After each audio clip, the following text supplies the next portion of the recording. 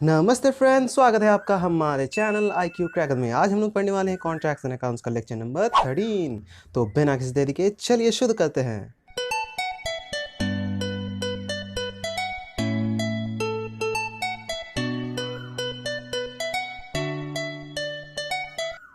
तो दोस्तों, आज हम लोग पढ़ने वाले हैं एक न्यू चैप्टर और ये है कॉन्ट्रैक्ट्स एंड अकाउंट्स का आखिरी चैप्टर जो कि है वैल्यूएशन। तो चलिए हम लोग पढ़ते हैं वैल्यूएशन को और देखते हैं कि वैल्यूएशन आखिर होता क्या है। तो आखिर ये वैल्यूएशन भला क्या है भाई, हम लोग इसे क्यों यहाँ पर पढ़ रहे हैं। एक्चुअली वैल्यूएशन जितना सुनने में लगता है ना, उतना आसान है नहीं। ये थोड़ा सा कॉम्प्लिकेटेड है क्योंकि ये प्राइस से बहुत ज़्यादा रिलेट करता है, लेकिन ये प्राइस एक्चुअली में होता नहीं है। वैल्यूएशन का मतलब होता है कोई भी चीज़ का एक प्रॉपर वैल्यू, और वैल्यू जो है कभी भी डिफ़र कर सकता है।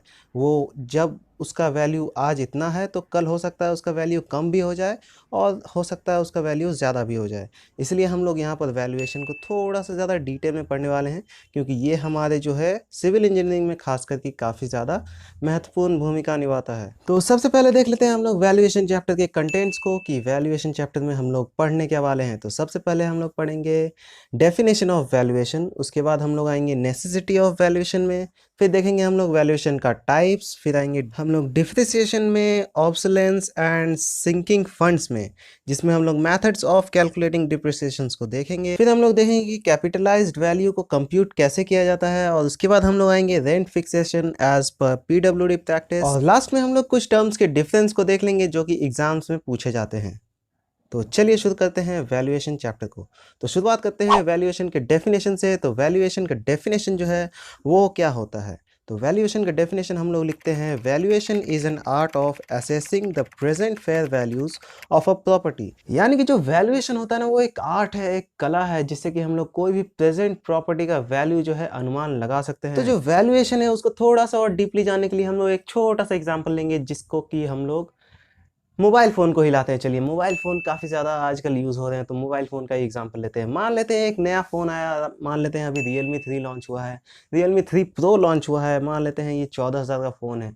आज की डेट में ये 14,000 में मिल रहा है। क्या आपको लगता है ये 6 महीने बाद भी 14,000 का होगा? नहीं। आज की डेट में ये 14,000 में मिल रहा है, यानी कि ये इसका प्राइस है। लेकिन 6 महीने बाद अगर इसका प्राइस डाउन हो जाता है तो उसे हम लोग कहेंगे वैल्यू गिरना इसका, यानी कि उसका प्राइस डाउन हो रहा है, यानी कि उसका वैल्यू गिर रहा है। वही अगर हम लोग देखें एक सोने की बात करें, तो 1 ग्राम सोना का कीमत अभी 3,000 रुपये है, लेकिन क्या 10 साल बाद उस सोने का कीमत 3,000 ही रहेगा? नहीं, हो सकता है वो बढ़ जाए।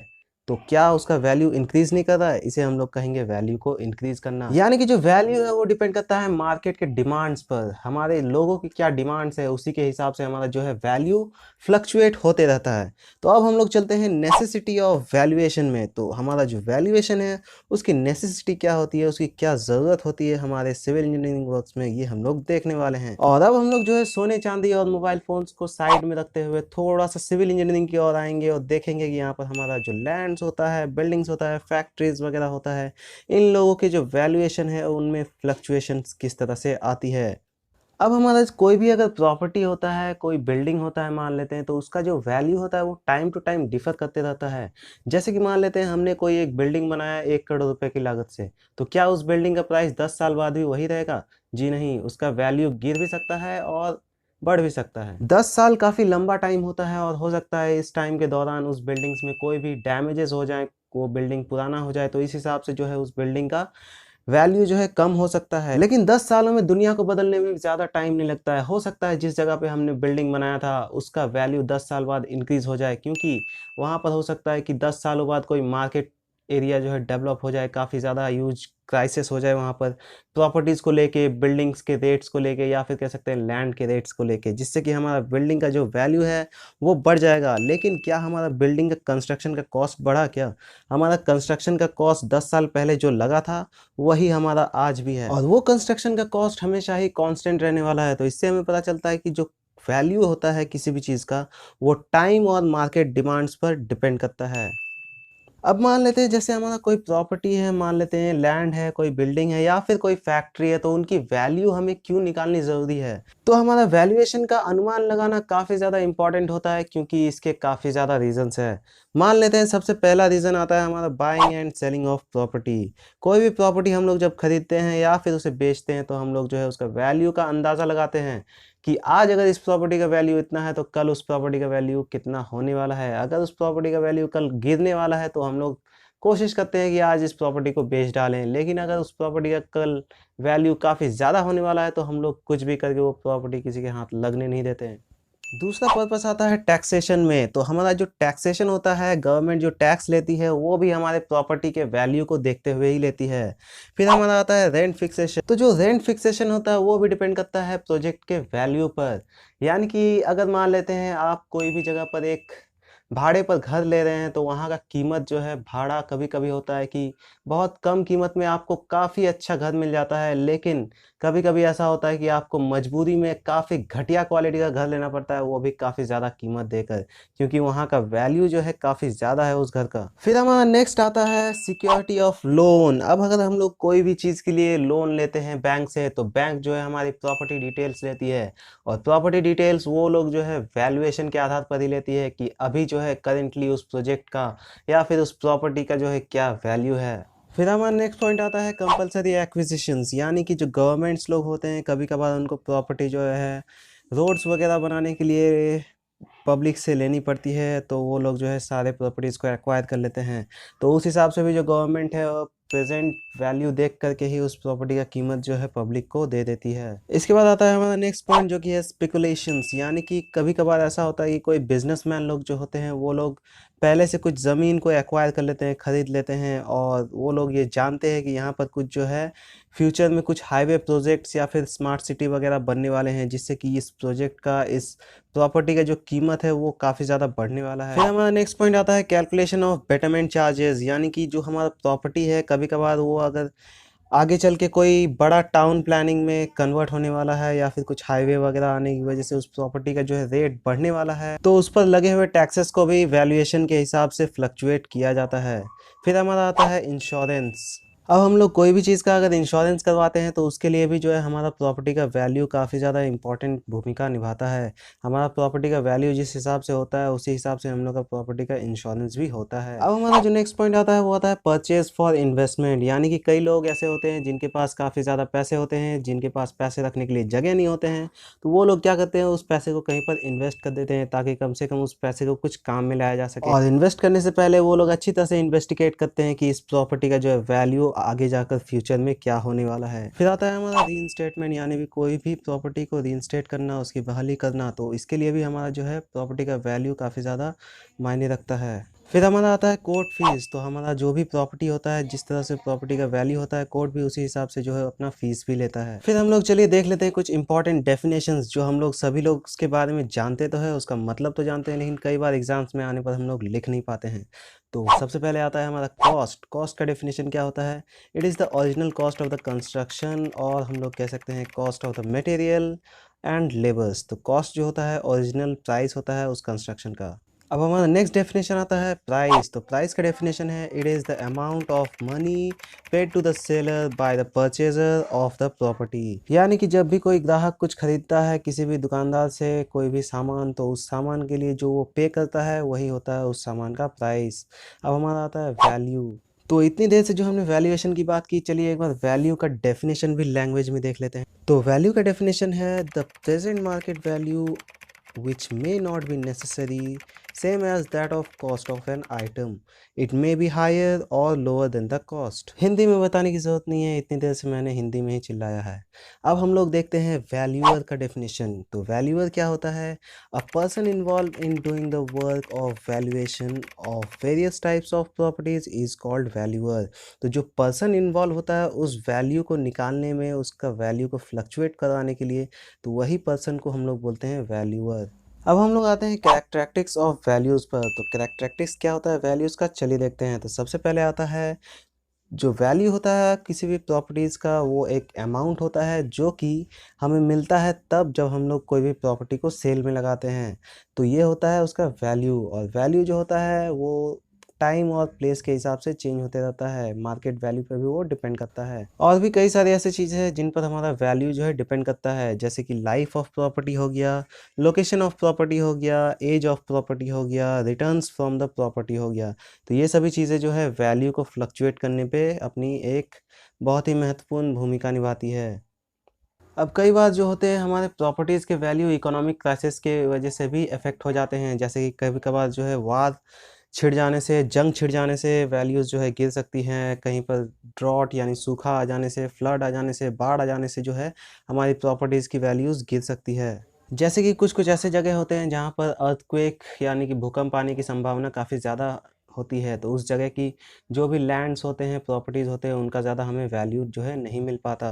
तो अब हम लोग देखते हैं कि वैल्यू जो है वो मेंटेन हम लोग कैसे कर सकते हैं किसी भी चीज़ का। तो किसी भी चीज़ का वैल्यू जो है उसके कंडीशन पर डिपेंड करता है कि वो किस कंडीशन में अभी अवेलेबल है। अगर वो अच्छी तरह के अच्छे हाल में रहेगा तो उसका वैल्यू जो है अच्छा रहेगा, और अगर उसका कंडीशन काफ़ी ज़्यादा गया गुज़रा होगा तो उसका वैल्यू जो है कम हो जाएगा। तो कंडीशंस के हिसाब से हम लोग जो है वैल्यूज़ को क्लासिफाई भी करते हैं कुछ टाइप्स में, जैसे कि हो गया market value, book value, salvage value, scrap value etcetera. ऐसे कई सारे और भी हम लोग क्लासिफाई कर सकते हैं वैल्यूज़ को। तो जैसा कि हमने अभी तक पढ़ा, हम लोग ये समझ गए कि जो कोई भी चीज़ का वैल्यू होता है वो डिपेंड करता है मार्केट के डिमांड्स पर और उसके सप्लाईज़ पर। जिस हिसाब से मार्केट में उसका डिमांड है और जिस हिसाब से उसका सप्लाई है, उसी हिसाब से उसका जो है वैल्यू फ्लक्चुएट होते रहता है। अब हम लोग देख लेते हैं factors affecting values of a property. अब क्या क्या फैक्टर्स होते हैं जो कि प्रॉपर्टी के वैल्यूज़ को अफेक्ट कर सकते हैं। तो सबसे पहले आता है हमारा force of demand and supply.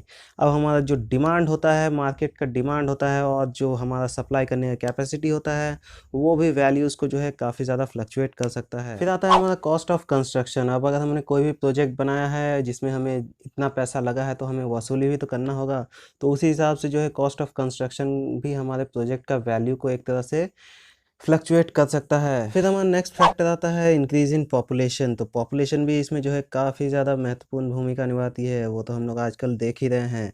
फिर हम लोग देखते हैं इसमें नेक्स्ट फैक्टर, वो है कॉस्ट ऑफ लेबर्स। तो लेबर्स की जिस तरह से चार्जेस होते हैं उस हिसाब से हमारा जो है कॉस्ट ऑफ कंस्ट्रक्शन भी होता है। फिर हमारा आता है इन्फ्लेशन, यानी कि कोई भी चीज़ के प्राइस में गिरावट या फिर वृद्धि होना।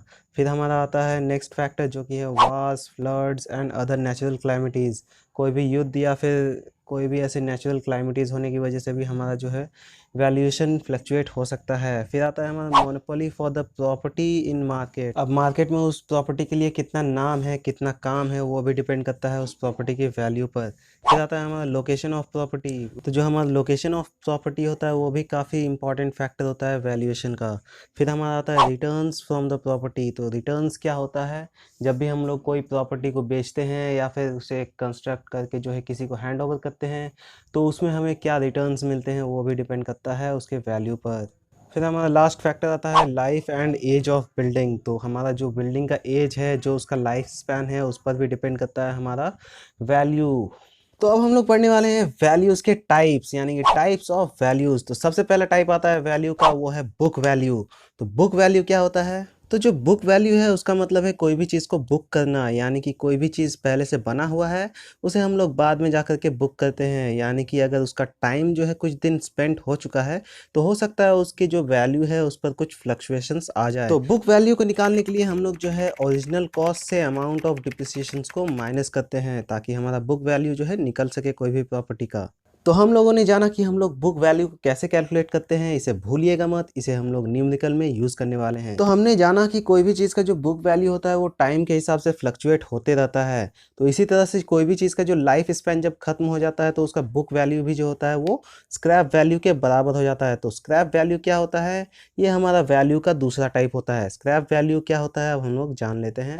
तो स्क्रैप वैल्यू क्या होता है, कोई भी प्रोजेक्ट का जब लाइफ स्पैन पूरी तरह से खत्म हो जाता है तो उनसे जो भी मटेरियल्स निकलते हैं जो कि रिसाइकल और रीयूज हो सकते हैं, उनका जो भी वैल्यू होता है मार्केट में, उसी को हम लोग स्क्रैप वैल्यू कहते हैं। और ये जनरली जो है पूरे कंस्ट्रक्शन के कॉस्ट का 10% तक का हो सकता है, अगर वो कोई बिल्डिंग का स्क्रैप वैल्यू है तो।